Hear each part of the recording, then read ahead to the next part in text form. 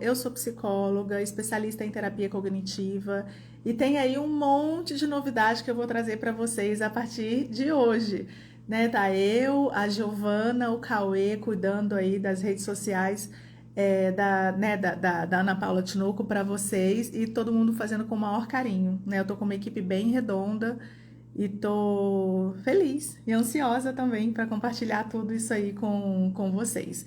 Então, ó, hoje nós vamos falar sobre erros cognitivos.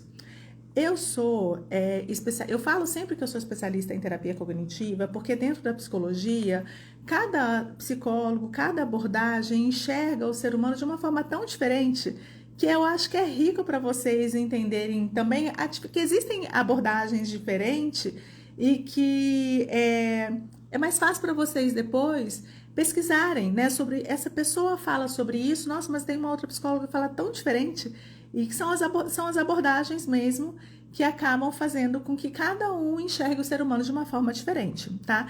Então, para a terapia cognitiva, a gente tem o seguinte pressuposto, que não importa a situação em si, mas sim o pensamento que essa situação desencadeia na pessoa. Então, olha, esse pensamento é o que vai determinar como você se sente, as suas sensações corporais, a sua emoção e como você lida com o mundo. Então, sempre que alguém está falando alguma coisa para mim, eu tenho um bloco: situação, pensamento, emoção, comportamento e sensações fisiológicas.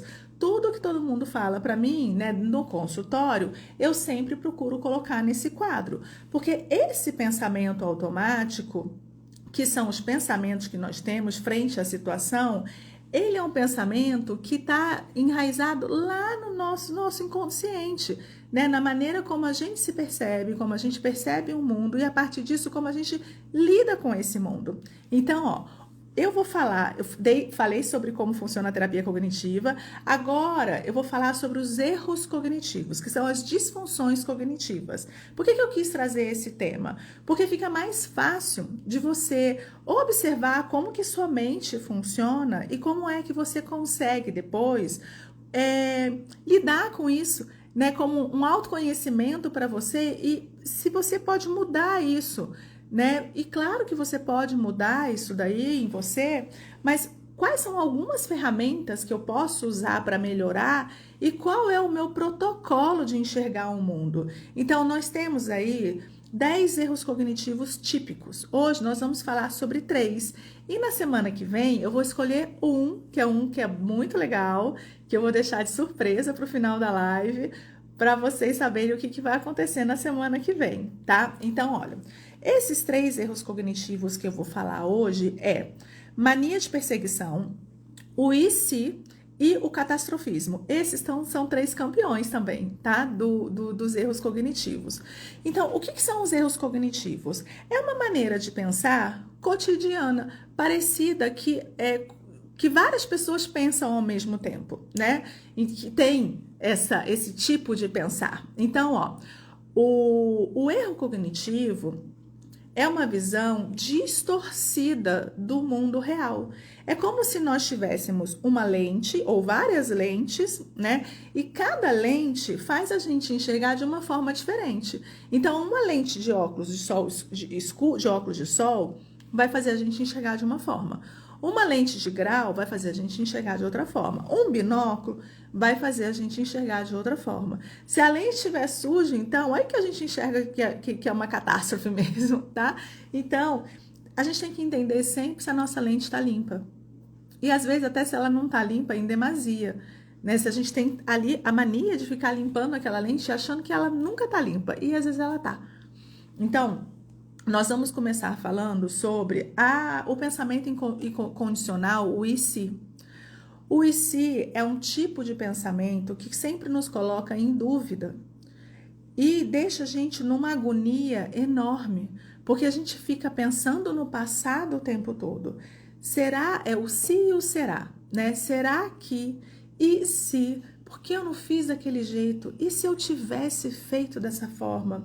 nossa, eu devia ter falado tal coisa. Sabe, sempre vai para o passado questionando dessa forma, e ele para o futuro é aquela pessoa que fica pensando em várias vertentes de como é que eu vou poder fazer tal coisa e fica, se fizer isso é assim, e se fizer aquilo é desse jeito, e se fizer isso vai ficar assim, e é uma pessoa que nunca sai do lugar, porque ela vai ficar sempre pensando tanto no e se, das várias hipóteses que podem vir a acontecer, e aquilo pode paralisar ela e ela não resolver fazer nada, né? Aquela pessoa que sempre tem um projeto novo, aí ela fica pensando nos ICs, né? E aí ela não consegue colocar nenhum projeto em prática, porque ela precisa de tanta coisa para aquilo dar certo, né? Que ela fala assim, então é melhor eu nem fazer. E aí ela nem faz mesmo. Só que às vezes é melhor eu nem fazer, ela não é consciente dessa ação dela.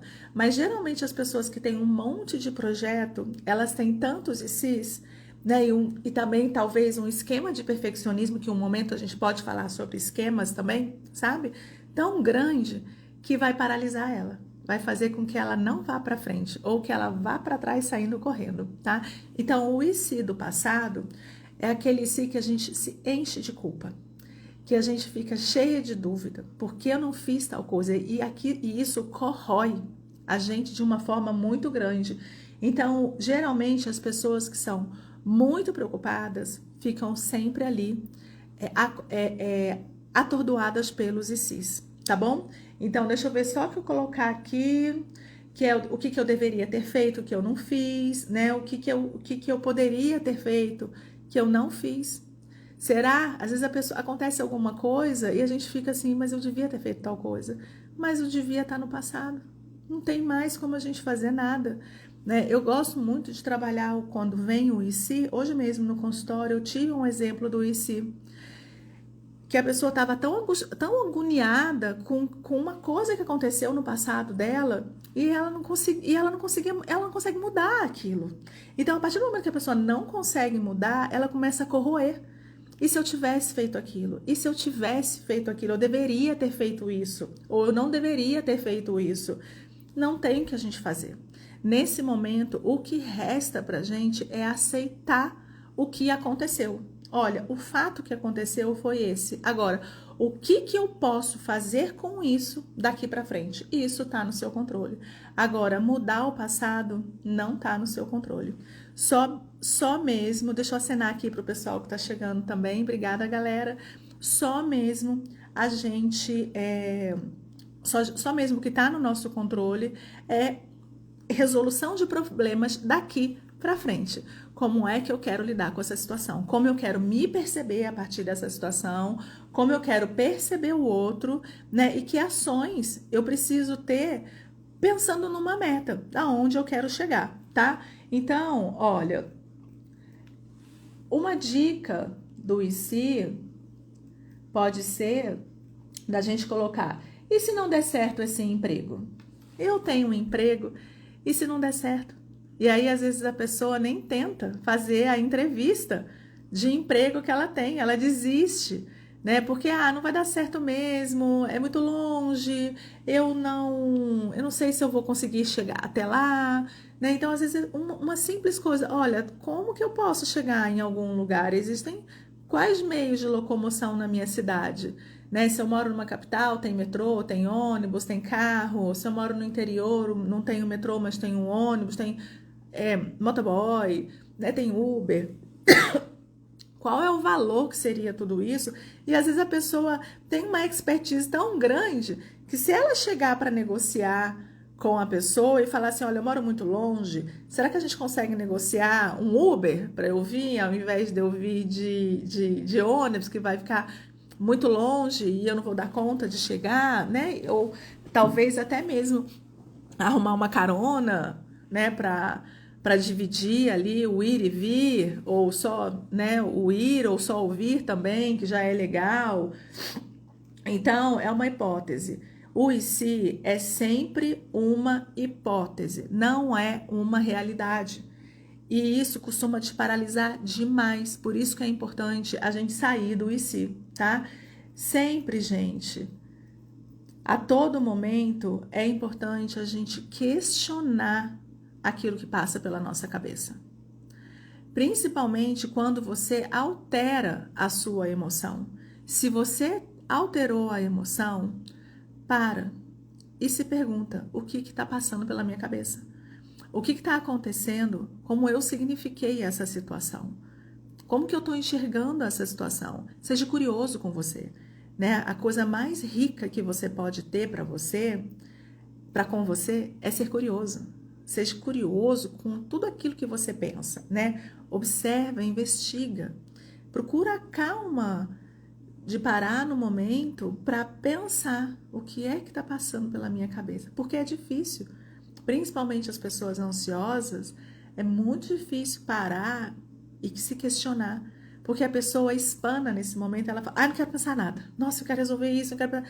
Mas parar e se questionar o que está passando pela sua cabeça é o maior presente que você pode se dar nesse momento. Porque aí é a oportunidade real que você tem de se conhecer. E aí, quando você se conhece, você começa a entender o seu funcionamento e, a partir disso, regular as suas emoções e criar estratégias mais eficazes para os seus problemas e para como você vai lidar aí com a sua vida, tá? Então, o outro erro cognitivo é a mania de perseguição. A mania de perseguição tem a ver com umas pessoas que são vítimas demais. Elas acham que o mundo conspira contra eles. Então, olha, toda vez que eu for para Ubatuba chove. Nossa, como essa pessoa tem o poder de fazer chover toda vez que vai para Ubatuba. Se uma pessoa tem esse poder, o pessoal do agronegócio vai carregar essa pessoa toda vez que plantar uma semente lá e tiver que aguar no mesmo momento, entendeu? Porque essa pessoa realmente é super poderosa de fazer chover a esse ponto. Ubatuba é uma cidade que chove sempre, né? Ali, pelo ficar perto da praia e da serra, é claro que é uma cidade que é mais propensa mesmo à chuva, tá? Então, não chove porque a pessoa tá ali. Às vezes, né, a mania de perseguição é a pessoa assumir que as pessoas estão cometendo ações porque é contra aquela pessoa. Então, alguém está fazendo alguma coisa porque a pessoa está contra mim. E não, a pessoa tem ações de acordo com a vida dela, né? De acordo com o cotidiano dela. E isso daí é a maior riqueza que tem. Esse final de semana eu saí com umas amigas, né? E aí chegou eu e o meu marido, nós fomos cumprimentar duas amigas, né? E duas amigas minhas que são solteiras. Aí eu passei, cumprimentei elas, aí uma falou: Ana, eu vou cumprimentar o Robson, que é o meu marido, sim, né? Vou cumprimentar com um abraço, você não vai ter ciúmes de mim, né? Porque ele cumprimentou e fez assim com as duas, né? Qual que é o cumprimento? Que as duas olharam, ele foi e bateu assim na mão para as duas cumprimentar ao mesmo tempo. Então, aí, quando eu cheguei, eu nem tinha percebido nada, porque eu sou bem distraída em alguns momentos. E aí, quando eu cheguei, uma falou assim: Ana, você não vai ter ciúmes, né? Porque ele me cumprimentou assim. Eu pensei: me dá um abraço, né? Aí a outra falou: não, não foi isso. Ele não ele não deu um abraço, ele cumprimentou a gente porque ele estava pensando tal coisa, né? E essa pessoa fez uma leitura mental também. Ela imaginou ali que estava acontecendo um outro cenário, as duas, né? E aí, quando ele falou o que realmente aconteceu, não tinha nada a ver com o que as duas estavam falando. Ele só falou assim: não, é porque vocês olharam juntas e eu fiz assim para cumprimentar as duas juntas. Qual que é o cumprimento primeiro? Então eu não vou escolher, vou cumprimentar as duas ao mesmo tempo. E aí eu falei: olha só, gente, nada a ver o que cada um pensou ali numa situação tão simples, né? Então, são as pessoas pensando coisas diferentes o tempo todo. E aí a gente pensa que a pessoa tá fazendo aquilo contra a gente e não tá, né? Ninguém é o centro do mundo de ninguém, ou ninguém deveria ser o centro do mundo de ninguém. Nós somos o nosso próprio centro. Então, a gente entender que às vezes, né, alguém passou e não cumprimentou, não é contra você, porque a pessoa às vezes não viu mesmo, sabe? Eu vou destrinchar um pouquinho mais esse exemplo depois. A pessoa entender, né, que as pessoas não é mal-humorada ou não tá falando aquilo para mim. A pessoa fala aquilo porque é a maneira dela falar. O humor daquela pessoa é o humor daquela pessoa. E não sou eu que vou influenciar o humor daquela pessoa, né? Aquela pessoa é aquela pessoa. Se ela tá irritada, às vezes até com uma ação que eu tive, também não tá muito no meu controle, a pessoa tá tão irritada, porque eu não sei como é que tá, como que a pessoa filtrou essa minha ação. Às vezes eu não tive a intenção de magoar o outro, mas o outro se sente magoado, porque ele tem os filtros dele, tá? Então, essa aí é a mania de perseguição, né? Geralmente são pessoas que têm, isso é super importante, eu ia pular, que elas ficam muito na defensivas. Então, qualquer coisa que acontece, a pessoa tá ali, né, esperando sempre o pior do outro. Porque a mania de perseguição é isso. Eu estou esperando sempre o pior do outro. E aí eu vou investigar, eu vou questionar, né? Eu vou ficar ali arduamente investigando cada passo que a pessoa dá, cada palavra que a pessoa fala, né? E realmente é exaustivo para a pessoa. E também para quem convive com uma pessoa que tem um perfil desse, né? Que são pessoas que costumam fazer tudo isso. Então, olha, gente, às vezes parece que é óbvio aquela situação que está acontecendo. É óbvio que isso é o real, mas não é. Coloque o óbvio em dúvida. Aprenda isso. Eu acho que é a maior riqueza que vocês podem ter, sabe? Coloque o óbvio em dúvida. Será que o que eu tô pensando é real?